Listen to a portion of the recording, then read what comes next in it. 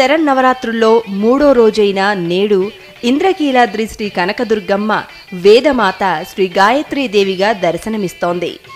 శ్రీశైల భ్రమరాంబికాదేవి నవదుర్గా క్రమంలో చంద్రఘంటగా అనుగ్రహిస్తోంది.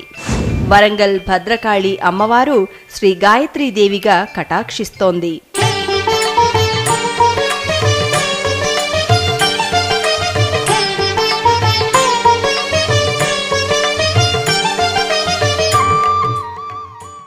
బ్రహ్మాండ నాయకుని నవరాత్రి బ్రహ్మోత్సవాలలో 2వ రోజైన నేడు శ్రీ వెంకటేశ్వరుడు ఉదయం 9 గంటలకు చిన్న శేషవాహనంపై తిరువీధుల్లో విహరిస్తాడు.